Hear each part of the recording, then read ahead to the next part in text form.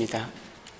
제가 먼저 1절을 봉독합니다. 그러므로 형제들아, 내가 하나님의 모든 자비하심으로 너희를 권하노니 너희 몸을 하나님이 기뻐하시는 거룩한 산제물로 드리라. 이는 너희가 드릴 영적 예배니라. 너희는 이 세대를 본받지 말고 오직 마음을 새롭게 함으로 변화를 받아 하나님의 선하시고 기뻐하시고 온전하신 뜻이 무엇인지 분별하도록 하라. 내게 주신 은혜로 말미암아 너희 각 사람에게 말하노니 마땅히 생각할 그 이상의 생각을 품지 말고 오직 하나님께서 각 사람에게 나누어 주신 믿음의 분량대로 지혜롭게 생각하라. 우리가 한 몸에 많은 지체를 가졌으나 모든 지체가 같은 기능을 가진 것이 아니니 이와 같이 우리 많은 사람이 그리스도 안에서 한 몸이 되어 서로 지체가 되었느니라. 우리에게 주신 은혜대로 받은 은사가 각각 다르니 혹 예언이면 믿음의 분수대로, 혹 섬기는 일이면 섬기는 일로, 혹 가르치는 자면 가르치는 일로 다같이, 혹 위로하는 자는 위로하는 일로, 구제하는 이는 성실함으로, 다스리는 자는 부지런함으로, 긍휼을 배우는 자는 즐거움으로 할 것이니라. 아멘. 자리에 앉아주시기 바랍니다. 자, 오늘 말씀의 제목은 그러므로 우리의 삶은. 한 청년이 있었습니다. 이 청년이 다니던 교회는 성찬을 할 때 젊은 성도들이, 젊은 신자들이 회중 기도를, 공동체 앞에 자신의 그 믿음을 고백하는 그런 기도를 하는 그런 독특한 전통이 있는 교회입니다. 근데 이 젊은이가 다른 친구들도 다 하고 이제 자기도 해야 된단 말이에요. 프레셔를 느낀단 말이죠. 그런데 이 젊은이는 스터러링, 그러니까 말 더듬는 그런 장애가 있는 사람이었습니다. 그러니 얼마나 두렵겠습니까? 더군다나 한 번도 회중 기도를 한 적이 없었던 사람인데, 그런데 그 프레셔에 막 짓눌려서 어쩔 수 없이 기도를 합니다. 그런데 이 사람의 고백에 의하면 정말 테러블한 기도를 했다고 합니다. 이 사람이 뭐라고 기도했냐면, 성부 하나님께서 십자가에 달려주셔서 감사합니다. 그리고 성자 예수님께서 무덤에 잠자고 계신 성령님을 살려주셔서 감사합니다. 이렇게 막 삼위일체를 다 그냥 뒤섞어 놓는 그런 정말 말할 수 없이 혼란스럽고 정말 형편없는 그런 기도를 했다고 합니다. 예배가 끝나고 이 청년이 얼마나 얼굴이 화끈거리겠어요. 사람들이 자기를 알아볼까 봐 두렵죠. 막 끝나자마자 바로 미친 듯이 그냥 교회 문을 나가기 위해서 달려나갔습니다. 무사히 통과하고 싶었는데 웬걸 한 노신사가 그를 딱 붙잡습니다. 그리고는 그 신사가 이렇게 이야기합니다. 자네가 주님을 위해서 무슨 일을 하든 나는 1000% 자네 편이네. 여러분, 이 청년이 일리노이 주립대학을 나온 닥터 로렌스 크랩이라는 사람입니다. 이 사람은 콜로라도 크리스천 유니버시티의 교수이고 수십 권의 베스트셀러를 써낸 작가이고 아주 저명한 크리스천 카운셀러이고 아주 인기 있는 세미나 인도자이며 모든 단체에서 사람들, 그 말 더듬던 이 사람을, 이런 테러블한 기도를 한 이 사람, 모든 단체에서 제발 우리 단체에 와서 연설 한번 해주십시오. 사람들이 너무너무 찾는 그런 스피커로 아주 왕성한 활동을 하며 많은 사람들에게 하나님의 은혜를 끼쳤던 사람입니다. 이 사람이 2013년에 Encouragement, 격려라는 책을 썼습니다. 그 책에 바로 오늘의 이 예화를 들었습니다. 그러면서 그가 이렇게 얘기합니다.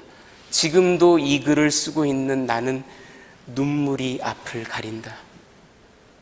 정말 처참했던, 다시는 나는 입을 열어 기도하지 않으리라 다짐하고 뛰쳐나가던 나에게 남겨준 그분의 한마디, 나의 평생의 구절이 되었다.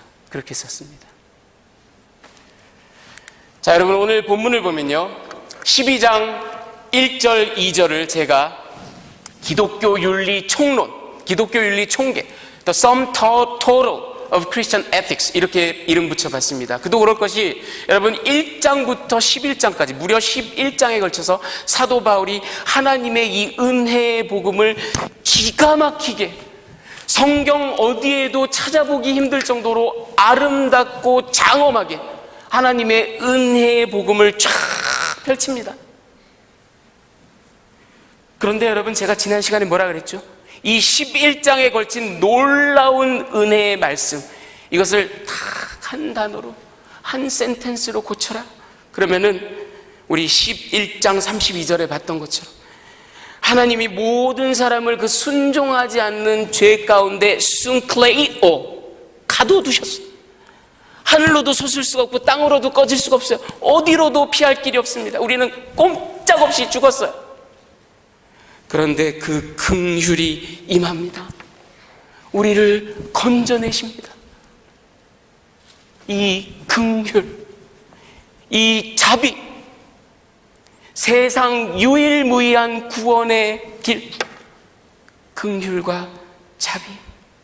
어쩌면 11장에 걸쳐서 사도 바울은 이것을 목 놓아 피 터지게 외치고 있는 겁니다. 그런데 자, 그러니 이런 은혜를 입은 우리는 그러므로 어떻게 살아야 되는가? 이게 바로 12장부터 15장까지의 내용입니다. 기독교 윤리예요. 은혜 입은 자들의 살아갈 방법입니다. 따라서 우리의 삶은 이런 것이다. 그리고 바울이 말하기를 너희 몸을 하나님이 기뻐하시는 거룩한 산 제물로 드리라.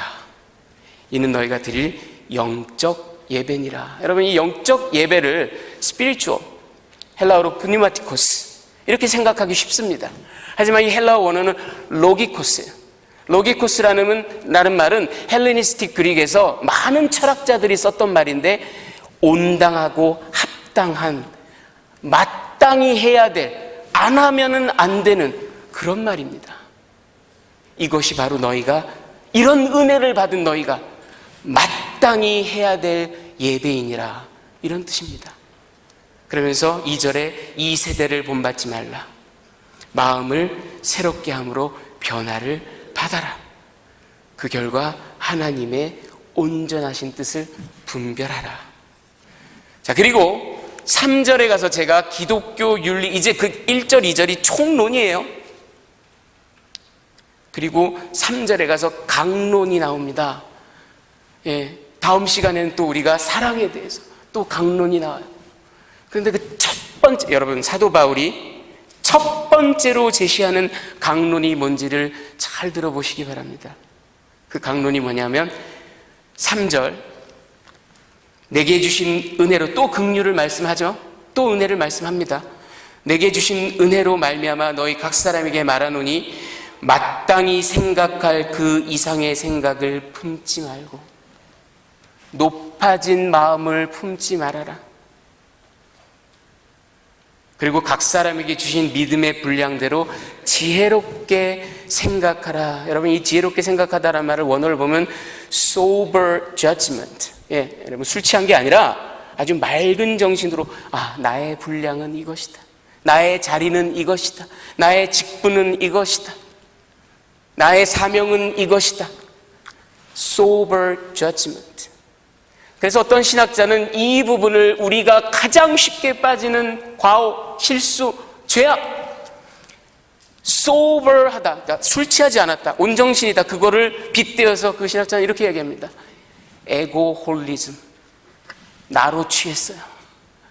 알코홀리즘이 아니라 이고홀리즘이에요. 자기 과신, 과대 망상, 자아 도취, 나는 달라, 나는 특별해, 그런 생각들로 가득 찬 바울이 첫 번째로 제시하는 강론은 높아진 마음을 갖지 마라. 그리고 그 강론에 대한 적용을 4절부터 8절까지 하는데요, 기독교 공동체, 교회를 제일 먼저 얘기합니다. 직장도 아니고 사업장도 아니고 교회에서, 교회 내에 각각의 은사에 따른 직분이 있다라고 얘기합니다. 예언을 하는 직분, 섬기는 직분, 가르치는 직분, 위로, 구제, 다스림, 긍휼, 이런 7가지 직분들, 은사, 성령께서 주신, 하나님께서 주신 은사를 쭉 열거하면서 그 직분대로, 맡은 바 본분대로, 저 친구는 왜 이걸 가졌지? 왜 나는 이걸 못 가졌지? 이게 아니라 자기 맡은 바 본분대로, 은사대로 하나님을 섬기고 교회를 섬기는 것, 이것이 강론에 대한, 높아진 마음을 갖지 말아라 하는 그 강론에 대한 적용점으로 사도 바울이 이야기를 하고 있습니다. 자, 여러분, 오늘 이 말씀을 가지고 여러분께 딱 한 가지 적용점만 드리겠습니다. 오늘 우리 사무총회도 있고 제가 설교를 평소보다 굉장히 좀 짧게 하겠습니다. 여러분도 아시다시피 저는 지난 4년 몇 개월 동안 말씀을 전할 때 절기를 맞아서 시편이나 복음서를 한 주, 두 주 한 거를 제외하고는 단 한 번도 연속 강해 설교, 정해진 책을 피하지 않고 빠지지 않고 거르지 않고 넘거뛰지 않고 쭉 해온 것을 여러분들이 알고 계십니다. 오늘 딱 로마서 12장이 나왔습니다. 의도한 것도 아니었고, 그러나 하나님께서 우리 공동체에게 이 말씀을 주십니다. 높아진 마음, 마땅히 생각할 것 이상의 마음을 품지 말아라. 여러분, 저는 그래서 이것을 반은혜, anti-grace, 은혜를 역행하는 것, 하나님께 반항하는 것의 시작이라고 그렇게 이름 붙여봤습니다. 여러분, 제가 말씀드린 것처럼 하나님께서는 그의 긍휼, 그의 자비, 그의 은혜로 우리를 구속하셨습니다. 아들을 통해서, 아들을 이 땅에 연약한 육신을 입은 아기로 보내시고, 그 아들이 모진 십자가 고통을 당하게 하시고, 그래서 그 십자가의 보혈의 공로로 우리의 죄를 다 씻으시고, 그러나 무덤 가운데 죽어 있는 것이 아니라 하나님의 능력으로, 성령님의 권능으로 살아나셨어요. 이 놀라운 일들로 하나님께서는 그분의 자비하심을, 그분의 긍휼하심을 우리에게 보여주셨습니다. 그런 놀라운 긍휼의 이야기를, 은혜의 이야기를 1장부터 11장까지 쫙 논파한 바울이, 그러므로 너희는 이렇게 살아라. 이 세대를 본받지 마요. 변화를 받아 새로운 마음을 얻고, 그럼으로써 너희가 제일 먼저, 여러분, 이런 얘기를 하면 제일 먼저 나오는 강론이, 그러니 열심히 전도해라, 그러니 열심히 이웃을 섬겨라, 그러니 열심히 교회를 세워라, 그러니 열심히 전 세상으로, 뭐 이런 얘기가 나올 것 같은데, 그렇죠? 뜻밖에도 높아진 마음을 갖지 말아라. 왜 그럴까? 여러분, 왜 그럴까? 1장부터 11장까지 나왔던 그 놀라운 은혜의 메시지가 우리 앞에 다 놓여졌는데, 나 이런 거 필요 없어 하고 짓밟아 버리는 행위, 아니면 하나님 면전에다 대고 난 필요 없어요, 나 혼자 살 수 있어요, 침을 퇴하고 뱉어버리는 행위가 바로 높아진 마음이라는 겁니다. 그게 바로 반은혜라는 겁니다. anti-grace라는 겁니다. 여러분, 생각해보면 태초에 에덴 동산을 창설하시고 하나님께서 아담과 하와를 그분의 형상에 따라, 이게 얼마나 기가 막힌 얘기예요.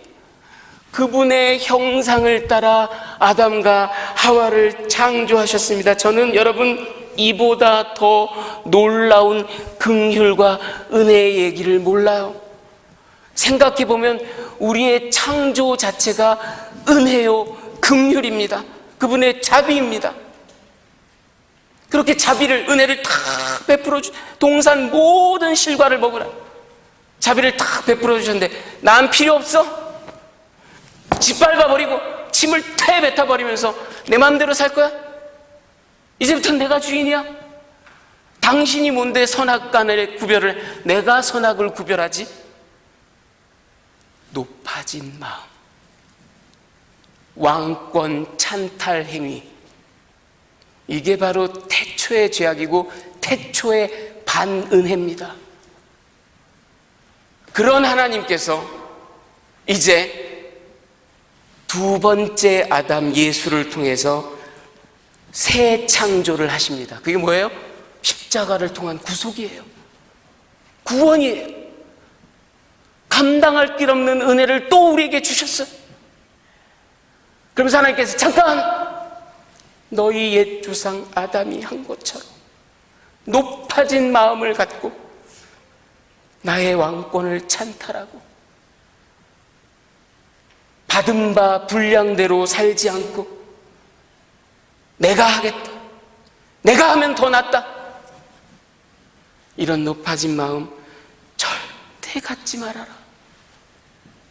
하나님께서 바울을 통하여, 사도 바울을 통하여 다시 한번 경고하십니다. 여러분, 흥미롭고 통찰력 있는 점은, 그런데 그 적용점을 다른 데가 아닌 교회에 주셨습니다. 여러분, 그만큼 교회가 높아진 마음, 찬탈의 각축장, 이렇게 우리에게 감당할 길 없이 주어진 은혜를 폐기 처분해버리는 그런 장소로 2000년 전이나 지금이나 앞으로도, 왜? 우리가 죄인이기 때문에 우리는 여전히 높아진 마음을 갖고 살아갑니다. 교회에서도. 여러분, 사도 바울이 오늘 교회를 인체에 비유하면서, 유명한 사도 바울의 비유죠. 각 지체에 비유하면서 각 지체가 하는 일이 다른 것처럼 목사에게는 예언하고, 여러분, 이 예언한다는 말은 동쪽으로 가면 귀인을 만날 것이다, 이런 게 아니에요. 조셉 피츠마이어라는 저명한 신학학자는 영감되어진 크리스천 프리칭, 기독교 설교라고 그렇게 표현합니다. 예언하고 가르치고 다스리고, 하나님께서 교회의 비샵으로, 에피스코폰, 감독으로, 프로스비테로스, 이게 다 같은 말입니다. 신약 성경에서. 포이메나스, 목사를 지칭하는 말들입니다. 목사가 이런 일들을 하여라. 여기 serve 한다라는 말이 나오죠. 디아코네오라는 말입니다. 디아코노스라는 말이 디컨, 집사가 여기서 나왔습니다.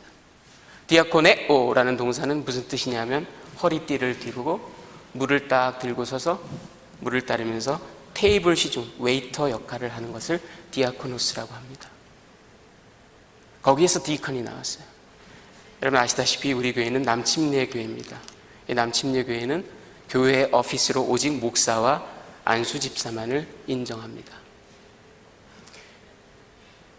또는 어떤 사람은 그냥 아무 직분도 없이, 아무 이름도 없이 구제하고 격려하고 남을 세우고 하는 그런 은사를 또 받습니다. 또는 어떤 사람은 아주 저돌적으로, 적극적으로 계획을 세우고 그것을 수립하고 사람들을 격려하고 하는 이런 인커리저의 역할을 받습니다. 각자 자기의 직분 따라, 은사 따라 하나님을 섬기고 하나님의 공동체를 섬기도록 우리가 교회에서 부르심 받습니다. 그런데 제가 아까도 말씀드린 것처럼 제일 먼저 준 적용점이 교회에서의 직분, 높아진 마음을 갖지 말아라. 이 세대를 본받지 말라고 사도 바울이 했는데, 이 세대의 특징이 뭡니까? 그거 내가 할 수 있어. 나 이런 엑스퍼티즈가 있고 이런 경력이 있어. 나 좀 알아줘. 내가 하면 잘할 수 있어. 왜 그거밖에 못하지? 나는 소중해. 나는 자격 있어. 나, me, myself, I. 이게 이 세대의 정신이에요. 예. 이 세대의 Zeitgeist라고 독일어로 시대 정신이에요. 너희는 이 세대를 본받지 말아라. 여러분, 미국의 저명한 침례교, 개혁주의적 침례교 신학자이며 대단히 많은 저수를 하고 굉장히 많은 사람들에게 영향력을 끼치고 있는 존 맥카터 주니어라는 목사님이 있습니다. 이분이 이런 얘기를 했습니다. 들어보십시오. 재미있습니다. 어떤 사람들은 너무도 자신의 거룩함에 확신을 가진 나머지 삼위일체를 딱 바라보면서 저 안에 내가 채울 빈자리가 있구나 이렇게 여기기도 한다. 언감생심.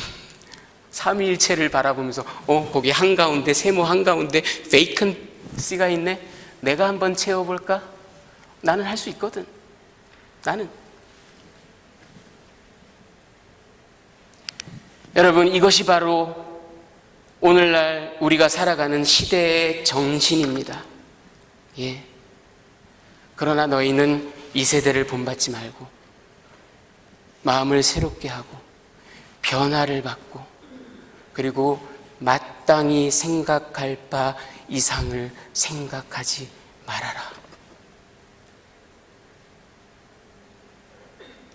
여러분, 저는 지난 2주 동안 literally 사망의 음침한 골짜기를 정말 지옥과도 같은 시간을 보냈습니다. 왜 그랬냐?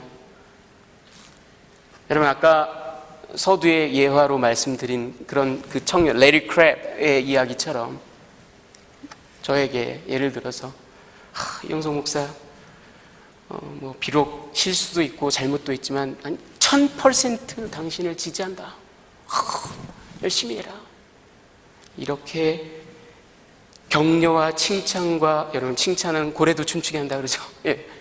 칭찬을 받아도 날마다 쓰러지고 넘어지고 날마다 피 없이 눈물 없이 못 가는 길이 이 목회의 길인데, 제가 어떤 메시지를 받게 되었냐 하면, 지나간 4년 너의 목회는 전부 다 실패였다. 너에게는 자격이 없다. 너는 목회를 해서는 안 된다. 이런 참소를, 사단이 그걸 가지고 저를 공략을 하더라고요. 아, 그렇구나. 나는 정말 실패자구나. 난 정말 능력이 없고, 난 정말 자질이 없고. 여러분, 한 번 이 마음에 휩싸이니 정말 사람이 죽겠습니다. 예, 죽겠습니다. 제가 지난 한 주간은, 지난 2시간 동안 계속 아침 저녁으로 금식을 했고, 지난 한 주간은 기도원에서 아침 저녁으로 금식을 하면서 하나님께 정말 태어나서 처음으로 일주일 동안 짐승, 예, 새끼 잃은 짐승처럼 막 울부짖어가면서 통곡을 해가면서 하나님께 기도했습니다. 하나님 저는 어떻게 해야 됩니까? 하나님 저는 어떻게 해야 됩니까? 제가 이 길을 계속 갈 수 있겠습니까? 그런데 여러분, 제가 오늘 내려왔어요. 여러분 앞에 단에 섰습니다. 저는 하나님께서 새롭게 저를 세워주심을 느끼고 기뻐하며 내려왔습니다. 근데 왜 그럴 수 있는지 아십니까, 여러분? 그 깊은 기도 가운데, 그 절박하고 애절한 기도 가운데 저는 저의 죄를 받습니다. 사단이 나를 참소한다고, 사람들이 나를 비난한다고, 믿었던 사람이 나를 외면한다고, 그렇게 사망의 음침한 골짜기를 걸으며 나는 안 돼, 나는 안 돼 하고 비통해하고 정말 처절한, 아주 낮아 부서진 그런 셀프 이스팀을 가지고 세상을 원망하고 하나님을 원망하는 그 마음 자체가 이미 나는 이런 칭찬을 받고 싶다. 나는 이런 인정을 받고 싶다. 나는 사람들과 다르다. 나는 이렇게 헌신했다. 높아진 마음이 있었기 때문에 그토록 괴로웠더라고요. 주님 앞에 눈물로 회개했습니다. 아, 나도 모르는 높아진 마음이 내 안에 있었구나. 그것이 역으로 나를 찌르는구나. 나를 공격하는구나. 여러분, 한없이 낮아진 마음, 하나님이 지명하시고 사명 주시고 기름 부으셨는데 내가 어떻게 이 일을 해요? 난 이 일 못해요 하는 그런 마음, 이게 바로 엔타이 그레이스였습니다. 반은혜였어요. 마찬가지로 여러분, 사도 바울은 지금 또 그 반대의 이야기를 우리에게 합니다. 너희 마땅히 가져야 할 직분, 예언을 하고 성도들을 권면하고 다스리고 하는 목사의 직분. 안수 집사는 띠를 띠고 다니면서 물시중을, 우리 박경구 집사님 지금 식사할 때 막 이렇게 모자 쓰고 막 뛰어다니시죠. 그런 직분을 감당하는 것. 그러나 목사든 집사든 일반 또 아니면은 아무 직분이 없는 평신도 찬양팀 원이든 역시 높아진 마음에 우리는 취약합니다. vulnerable합니다. 왜? 자기의 직분을 넘어설 때. 웨인 그루뎀이라는 현존하는 가장 탁월한 조직신학자 중에 하나, 개혁주의 조직신학자인 웨인 그루뎀은 교회론을 이야기하면서 목사와 집사 두 가지 직분을 설명을 합니다. 그리고 신약성경 어디에도 집사에게 교회를 조직하거나 다스리는 권한을 준 적이 없습니다 라고 얘기를 합니다. 또한 집사에게 성경을, 교리를 풀어서 설명하고 설교하고 가르칠 권한을 준 적도 없습니다. 그렇게 얘기를 합니다. 여러분, 우리가 직분이 뭐든지 간에 목사, 안수집사, 장로, 권사, 아니면 찬양팀, 아니면 교사, 무슨 직분을 받았든 간에, 무슨 은사를 받았든지 간에 높아진 마음을 갖지 않는 것, 저처럼 한없이 낮아진 마음을 갖지, 그것도 하나님이 주신 은혜를 폐기 처분하는 반은혜였더라고요. 오히려 sober judgment, 아, 나에게 주신 은사와 직분은 이거구나. 그것이 바로 하나님이 주신 은혜를, 이 자비를, 이 긍휼을 올바르게 받아들이는, 그리고 그 복음의 가치대로 살아가는 첫걸음임을 여러분 잊지 마시기 바랍니다. 잠언 4장 23절 우리 다 같이 한번 읽어보겠습니다. 시작. 무릇 지킬 만한 것보다 더욱 내 마음을 지키라. 생명의 근원이 이에서 남이니라. 여러분, 무릇 지킬 만한 것보다 내 마음을 지키라고 합니다. 잠언 기자가 생명의 근원이 여기에서 난다고 합니다. 사도 바울은 오늘 높아진 마음을 갖지 말라. 만약 사도 바울이 저를 보셨다면 그렇게 구겨지고 낮아진 마음을 갖지 말아라. 이 마음을 지키는 것이 바로 생명의 근원일 뿐만 아니라 그 하나님의 헤아릴 길 없는, 감당할 길 없는, 이해할 길 없는 은혜에 올바르게, 로기코스, 올바르게 반응하는 그런 우리 성도의 삶인 줄 믿습니다. 우리 다 같이 기도하시겠습니다. 할렐루야. 살아서 역사하시는 하나님 아버지, 감사를 드립니다. 하나님께서 우리에게 구원을 베푸시고 그 구원의 은혜를 설명해 주시며 그러므로 이제 너희는 이렇게 살아라 말씀하실 때 이 세대가 추구하는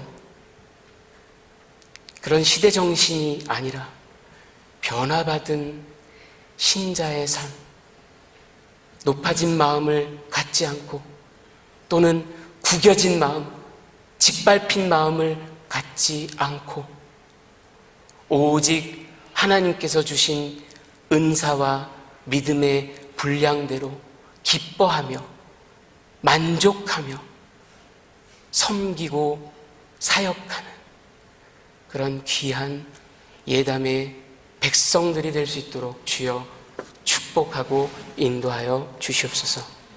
주께 감사를 드리며 귀하신 우리 주 예수 그리스도의 이름으로 기도합니다. 아멘. 여러분 다 자리에서 일어서 주시겠습니까? 우리 다 같이